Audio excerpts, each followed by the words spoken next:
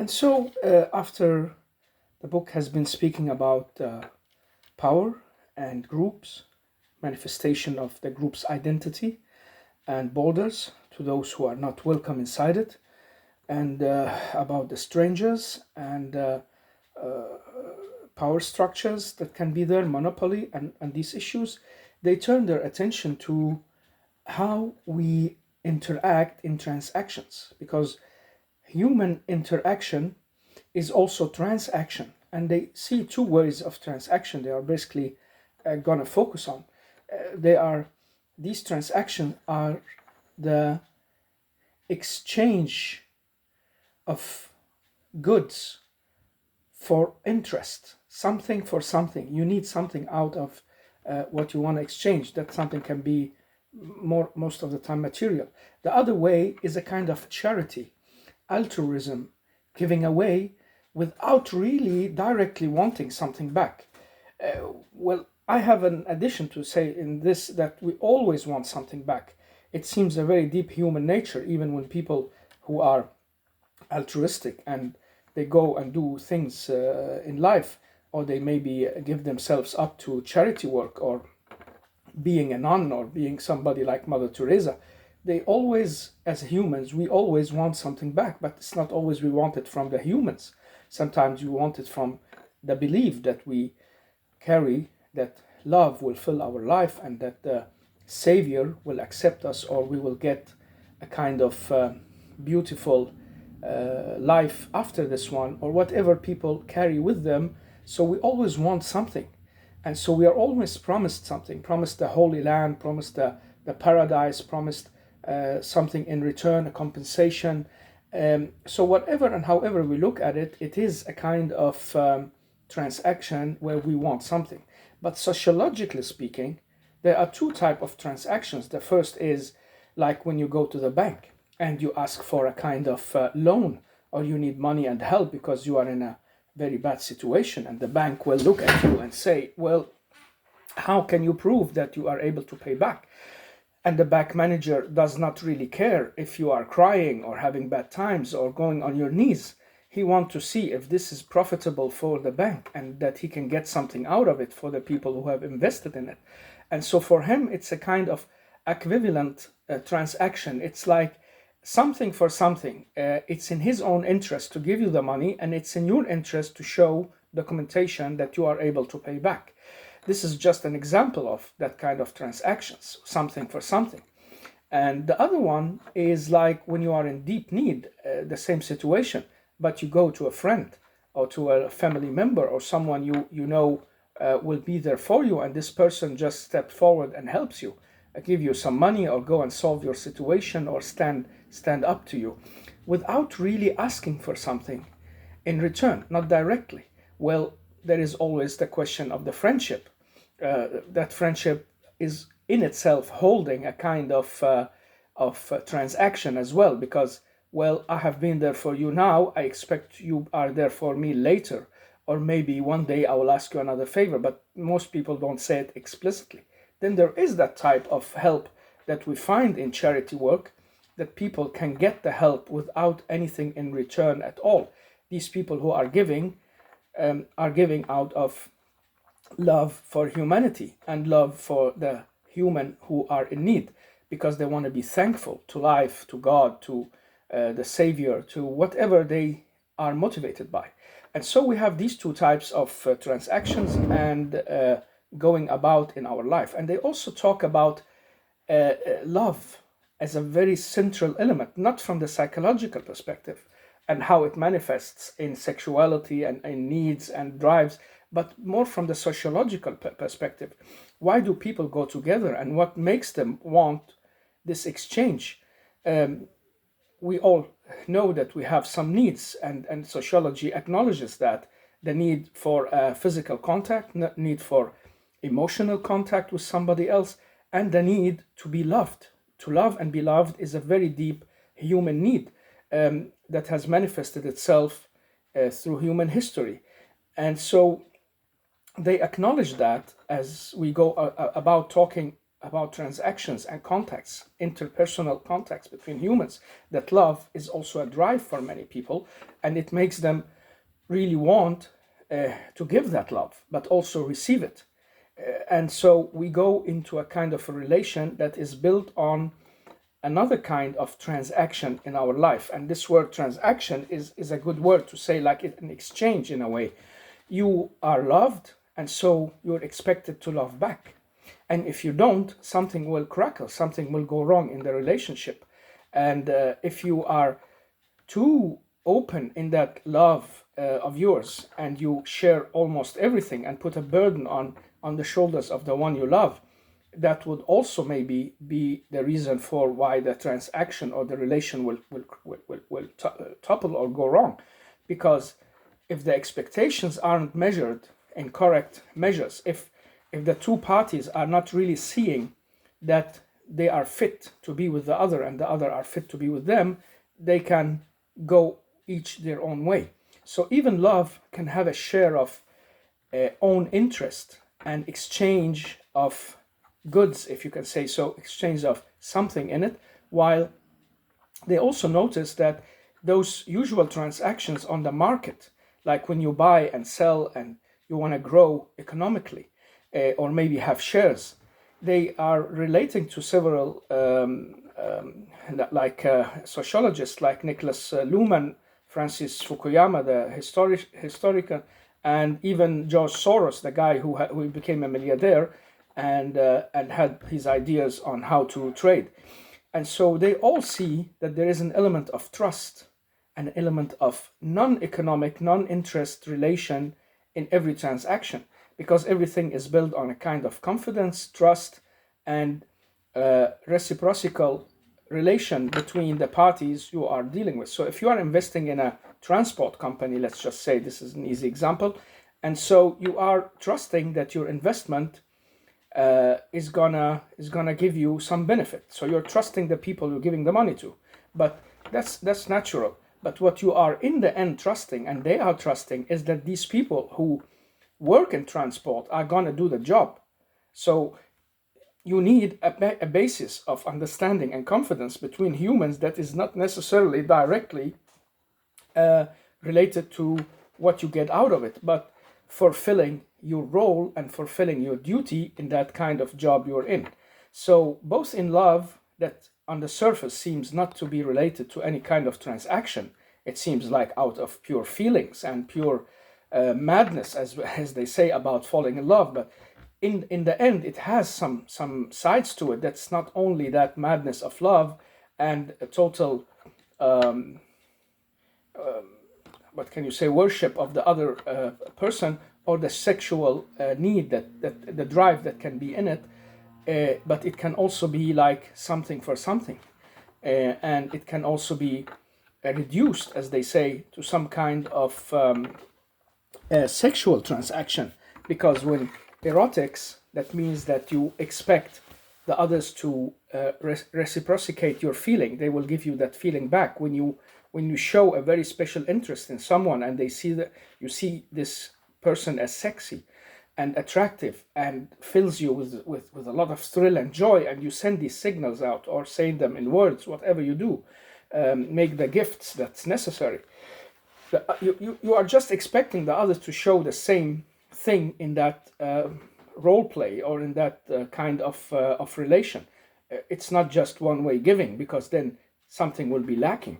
And so sometimes it is all reduced, they say, in life, as they could see from studies, especially in the modern times, that it's all gets reduced to fulfilling the sexual need. So it becomes just enjoying the body, and that 50 minutes together, 15 minutes together, if you can say that, and the exchange of feelings is not necessarily there. And so what more is it in it? It becomes a kind of transaction like in the bank. Well, you get something and I get something, and that something is reduced to this and that. So like the bank manager who do not care about where you come from and why you're crying, he wants to know if you can give him what he wants. It's a transaction with a profit. And at the same time, that the symbolic value of reciprocating the other's feeling in that relation is higher and more than that transaction. So if that bank manager, by any coincidence, happens to be of such a good-hearted person, and maybe member of some kind of belief system that also makes him want to go out of his work line and help you because he can see how much you are in need, well, that means he's putting some symbolic value in that relation with you more than he is ought to do. Otherwise, he wouldn't prioritize that. So, charity is a kind of recognition, and it's also a kind of altruistic action towards the other person. And so, at the same time, in that way of doing things, you are expecting something. You're expecting that person to solve his problems and maybe one time give you something back. My thoughts goes to the Godfather's very famous quote: "One day I will ask you for a favor," and so he gives the favor out as a favor, as a help, as a gift, charity, but he wants something in return, and he's very explicit about it, which many times is not in many relations. And so they see that they mentioned Talcott Parsons here. He has been studying these issues and can see the difference between four main categories: the universalism versus particularism, and something that is specific versus the what can you say, the affection and the affection neutrality at the same time. And so the bank manager is mostly that kind of universal, symbolic, universal, anonymous relation. He doesn't care about you as a person, he cares about what you are after and what he can get out of you. The same when you go trade somewhere. And on the other side, the particularism is the person who cares about you for some reason. You can be married into his family, maybe you have done something good to him earlier, maybe he just see you as a good person and he want to help. So there's some particularism in that. And on the other two opposites, you have the affection and affection neutrality, and that gives itself. The affection neutrality is you keep your feelings out of it. And affection is, of course, when you act with your feelings, and that is called the ethics of care. This is a quote or a word from the American psychologist Carol Gilligan, but I think several others have been talking about that as well.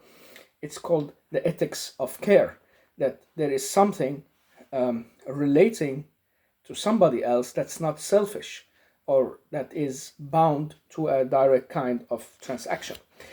And here they look into another side of all this, because they can see that both in the love stories that we relate to and go into, and the bank and trade and whatever we go into on the other hand, it's all bound on two very important grounds, and that's the trust and risk. In every kind of interaction, we are bound by trust. And that's why trust has become a very important central issue in many of the modern open societies, and even the closed ones, but they're maybe not really, they're not so vulnerable to it as the open societies. So trust, especially when you are talking about trade and talking about exchanges that can be very risky, has become a very important issue, but it's also the same in relations. And so both Niklas Luhmann, Ulrich Beck, and Anthony Giddens, three very prominent sociologists who have been working on different areas that are very interesting in each his way, but trying to dig into society and how they work, and have a lot of talk on that. They say that this risk you take in trusting some person or a system, it's because you see it as something you can rely on. So it's the reliance on, like the bank, reliance on the person's economy and ability to pay back. He know that he will be able to get his money and get what he wants. And the same goes for the other type of relation. And so trust is a social relation that can be lost if it is too unpersonal. And that was exactly the note that Jürgen Habermas and Francis Fukuyama and George Soros has been giving about these issues. That if you give some kind of trust, you are like connecting, and by connecting, things aren't what can you say, unpersonal anymore. And that's why they say that it's a very important issue in transactions that seems selfish. That's a very, very strange thing. Like the bank's transaction, he needs also to trust. And when you transact in what you call shares and bonds and obligations and all this, trade market that is very virtual, the trust is very important in many of its transactions, even though it's selfish and you do not need to know the person directly. It is bound on the understanding and the knowledge and trust in certain persons and certain companies and the persons who are running them. So you have to have that trust in it. And that's very strange. And at the same time, you can see that love and the idea of it is also bound on a kind of impersonal relation as well, or a very selfish notion that is to get something back. That is, of course, the love in a sociological perspective. But when we say love, and the true love of altruism and giving can have that aspect that sometimes transcends these meanings. This is my comment, because you can sometimes find people who are really able to love and give that love without really expecting it back, at least not from the human, and does not get disappointed if that person or those people you're loving does not love you back. You just have that love you want to give out. And this is a very special thing, and it can be studied in different ways. The idea of love, the love of God, and the love of humans in the mirror of God, and so on. That's a very special issue. But basically, this goes many places. That both in the unselfish and the selfish transactions, we are really going into a relation of reciprocity. We need something for something, or we're expecting something for something, and even though we do not say it explicitly, it has its two ways of going. As they say here, it's a sword with two edges, because if it becomes too much, one side without the other, it can break. And if it doesn't exist, if you do not start by giving the love or the trust or the care, you cannot expect it back either.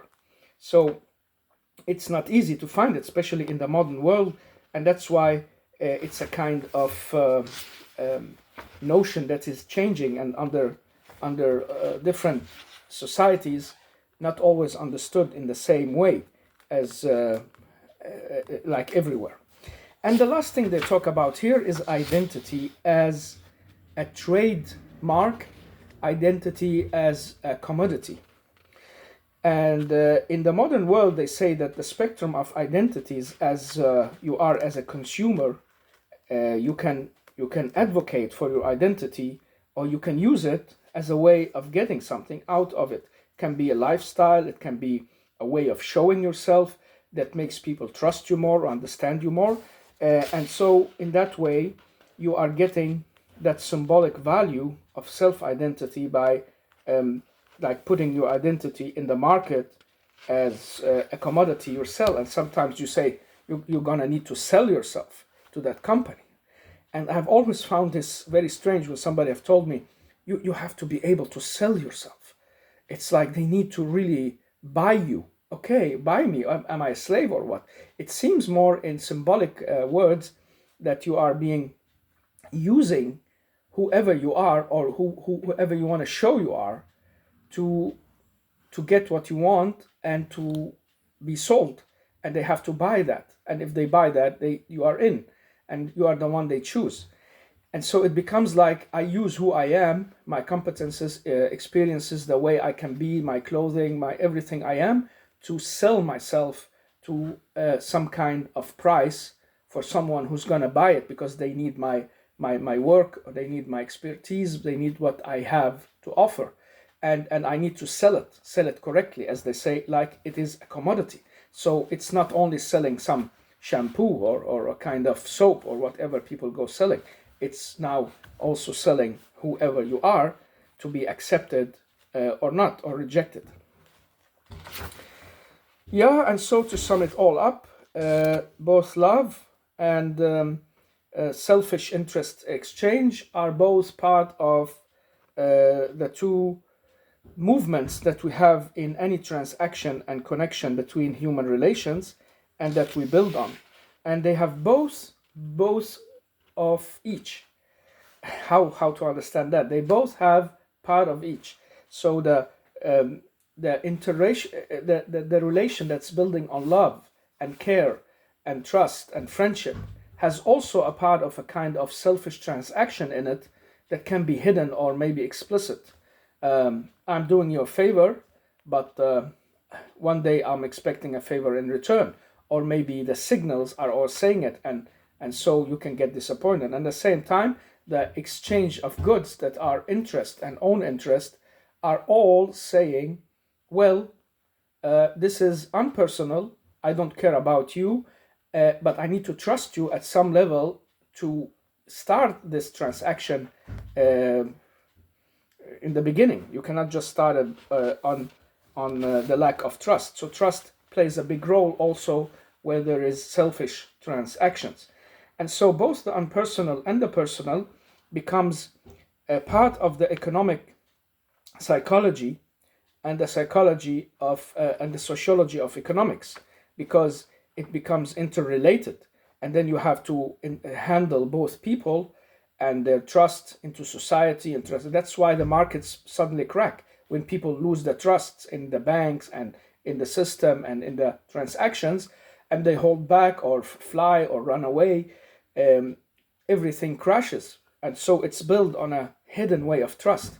And at the same time, when you have those sheer friendly relations, you sometimes and many times find the organizations and the people who are meeting, they are also building on some kind of exchange. They want something in return for the favor they are doing you, explicitly or not explicitly. So everything is in that way connected and runs into a pole between individuality and sociality.